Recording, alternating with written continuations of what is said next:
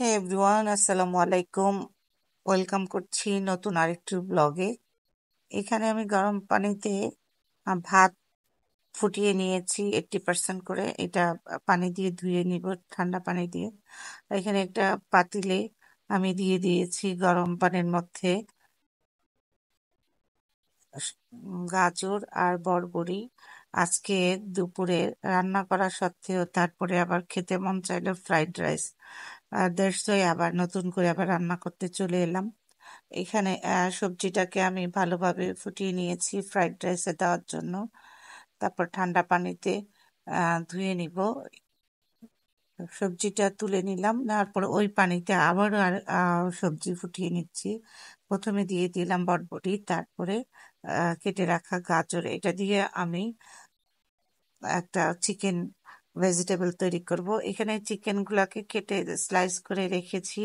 দিয়ে দিলাম সামান্য পরিমাণে চিনি, তারপরে লবণ দিয়ে ভালো করে, তারপরে দিয়ে দিব এখানে সস, সয়া সস আর গোলমরিচের গুঁড়াটা দিয়ে দিলাম, 1 চামচের মতো দিয়ে দিয়েছি। আর সয়া সস দিয়ে দিব আন্দাজ মতো 2 টেবিল চামচের মতো। আমি এখানে আহমেদের সয়া সসটা নিয়েছি, এই যে দেখতেই পাচ্ছেন 2 চামচ দিয়ে দিলাম। এখানে সয়া সসটা দিয়ে ভালো করে মেখে নিব। মেখে নেওয়া হয়ে গেলে এটা আমি কিছুক্ষণের জন্য ম্যারিনেট করে রেখে দিব, এটা পরে ব্যবহার করব। আর দিয়ে দিলাম এখানে সামান্য পরিমাণে হোয়াইট ভিনেগারটা দিলে মাংসটা আর কি তাড়াতাড়ি সেদ্ধ হয়ে যায়। দিয়ে দিলাম 1 চামচ হোয়াইট ভিনেগার, দিয়ে ভালো করে সুন্দর করে মেখে রাখছি এটাকে। তো একটা সাইডে রেখে দিব। দিয়ে দিলাম টেস্টিং সল্ট 1 চামচের মতো। যেহেতু ঘরে থাকা উপকরণ দিয়ে তৈরি করছি, আমার কাছে তেমন কোনো আহ মশলা নেই, তাই নিজেরা কোনো মেহমান আসবে না, নিজেরাই খাবো, তাই একটু ঘরোয়া পদ্ধতিতে তৈরি করছি। যখনই যেটা খেতে ইচ্ছা করবে, ঘরে যা থাকে উপকরণ সেটা দিয়ে আমরা তৈরি করে ফেলি, এরকম আর কি, কোনো উইদাউট প্রিপারেশন। তো এখানে ওই সবজিটাও যা আমি তুলে নিলাম এবং ধুয়ে নিলাম ঠান্ডা পানিতে, ধুয়ে এটা রেখে দিব। তো দেখতেই পাচ্ছেন আমার সবজির কালারটা অনেক সুন্দর এসেছে, কালারের কোনো ফেড আসে নাই, কোনো পরিবর্তন হয় নাই। এখানে দিয়ে দিলাম তেল, গরম করে নিলাম তেলটাকে। তেলটা যখন গরম হয়ে আসলো, তখন আমি দিয়ে দিলাম চপিং করা কতগুলা রসুনের কুচি, একদম খুব চপ করে নিয়েছি, আর দিলাম আদার কুচি। দিয়ে এটাকে ভালো করে নেড়ে চেড়ে একটু ব্রাউন কালার হয়ে গেলে দিয়ে দিলাম পেঁয়াজের ফালি করা রেখেছিলাম পেঁয়াজ, সেই পেঁয়াজটুকু। এটা একটু নেড়ে চেড়ে নিয়ে দিয়ে দিব। এখন এখানে আমি ওই যে ম্যারিনেট করে রেখেছিলাম মাংসটা, ওই ওই চিকেনের কিছু অংশ দিয়ে দিলাম। দিয়ে পর একটু রান্না করে নিব এটাকে, চিকেনটাকে দিয়ে ভালোভাবে। আর চিকেনটা কুক হয়ে আসলেই এটার মধ্যে অ্যাড করে দিব ওই যে আমার যে সেদ্ধ করা সবজিটা রেখেছিলাম সেটা। এখন দিয়ে দিলাম সেদ্ধ করা সবজিটা, দিয়ে এখন ভালো করে নেড়ে চেড়ে দিচ্ছি। এই যে দেখতেই পাচ্ছেন সবজিটার কালারের কোনো পরিবর্তন আসে নাই, দেখতে খুবই ভালো লাগছে। জানি না ক্যামেরাতে কেমন লাগছে। তো এখানে আবার কি করব, একটু কর্নফ্লাওয়ার গুলে দিয়ে দিব। আর এখানে দিয়ে দিচ্ছি আমি ক্যাপসিকাম আর মরিচ, আর দিয়ে দিচ্ছি টমেটো কুচি। টমেটোটাকে একটু 4 ফালি করে কুচি করে রেখেছি, আর দিয়ে দিলাম সামান্য পরিমাণে সয়া সস। সয়া সসটা দিয়ে আর একটু দিয়ে দিলাম টেস্টিং সল্ট, দিয়ে ভালো করে আবার নেড়ে কর্নফ্লাওয়ার গুলিয়ে 1 চামচের মতো কর্নফ্লাওয়ার, 4 চামচের মতো গুলিয়ে দিয়ে দিলাম, যাতে এটার থিকনেসটা একটু গ্রেভি টাইপের হয়, এর জন্য, যাতে মাখো মাখো লাগে। এবং সামান্য পরিমাণ দিয়ে দিলাম আমি গোলমরিচের গুঁড়া, দিয়ে নামিয়ে ফেললাম। আরেকটা চুলাতে আমি বসিয়ে দিলাম আরেকটা প্যানের মধ্যে দিয়ে দিলাম তেল। এটাতে তেল দিয়ে আমি দিয়ে দিলাম রসুনের কুচি, আদার কুচি, দিয়ে এটা একটু গরম করে নিচ্ছি। তার মধ্যে গরম করে নিয়ে দিয়ে দিলাম পেঁয়াজ কুচি।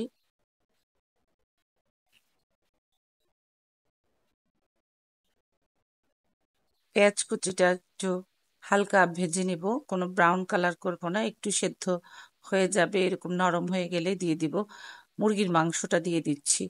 মুরগির মাংসটা দিয়ে ভালো করে, ওই ম্যারিনেট করা মুরগির মাংসটা দিয়ে ভালো করে নেড়ে চেড়ে নিব। একটু অপেক্ষা করব কুক হওয়া পর্যন্ত।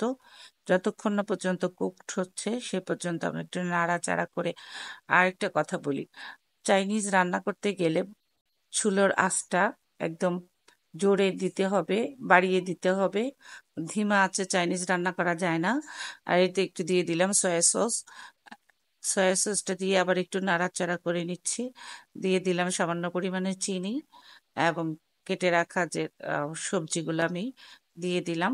এখানে ক্যাপসিকাম, টমেটো ছিল, ওগুলা দিয়ে ভালো করে একটু নেড়েচেড়ে নিলাম। আর দিয়ে দিলাম ওই কেটে রাখা সিদ্ধ করা যে সবজিটা, সেটা দিয়ে ভালো করে নেড়েচেড়ে নিচ্ছি।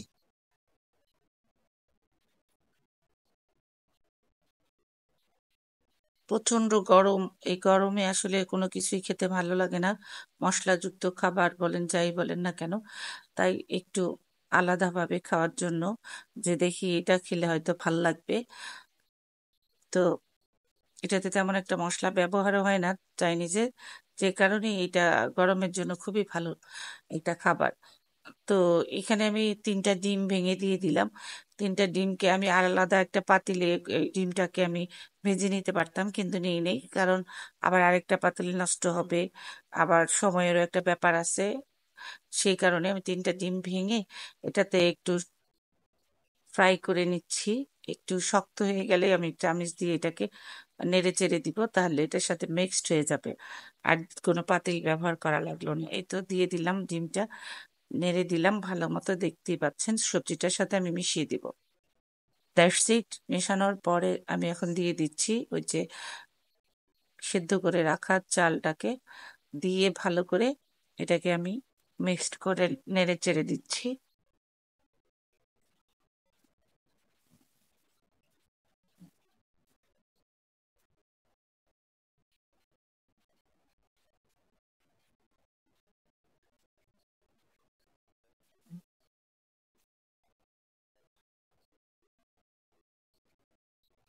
আমার রান্না প্রায় কমপ্লিট হয়ে যাচ্ছে।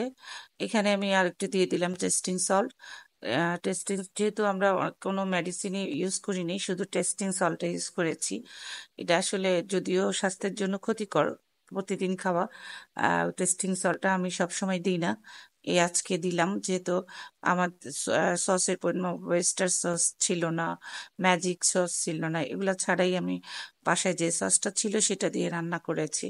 দ্যাটস ওয়াই একটু খাবারের টেস্ট আনার জন্য টেস্টিং সল্টটা ব্যবহার করেছি। এই তো আমার হয়ে গেছে রান্নাটা। তো আমার রান্না প্রায় কমপ্লিট।